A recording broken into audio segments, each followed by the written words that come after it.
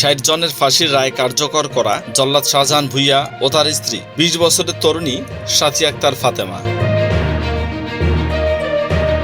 বঙ্গবন্ধুর খুনি, যুদ্ধাপরাধী, জামাতের শীর্ষ নেতা ও জেএমবি সহ আলোচিত মামলায় সাজাপ্রাপ্ত ৬০ জনের ফাঁসির রায় কার্যকর করা জল্লাদ শাহজাহান ভূঁইয়া ভালো নেই। ৪০ বছর পর ৯ মাস আগে জেল থেকে মুক্তি পেয়ে নতুন করে এখন আবার আদালতে দৌড়াতে হচ্ছে তাকে।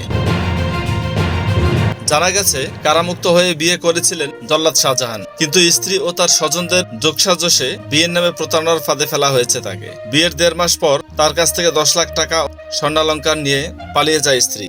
এ ঘটনার কয়েকদিন পর আদালতে গিয়ে স্ত্রী সাথী উল্টো শাহজাহানের নামে যৌতুকের মামলা করেন। এমনটাই অভিযোগ শাহজাহান ভূঁইয়ার। এবার প্রতারণার অভিযোগে স্ত্রী সাথী আক্তার ফাতেমা ও তার শাশুড়ি বেগম সহ ৬ জনের বিরুদ্ধে মামলা করেছেন শাহজাহান ভূঁইয়া।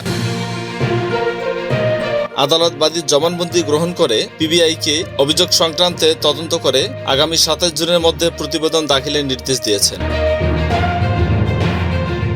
আজকের ভিডিওটি কেমন লাগলো তা অবশ্যই লাইক, কমেন্ট এবং শেয়ার করে জানাবেন। সেই সাথে আমার ইউটিউব চ্যানেল খবরের খোঁজে অবশ্যই সাবস্ক্রাইব করে রাখবেন, যাতে করে নতুন নতুন তথ্য সংবলিত ভিডিও আপনাদের সামনে উপস্থাপন করতে পারি। সে পর্যন্ত ভালো থাকুন।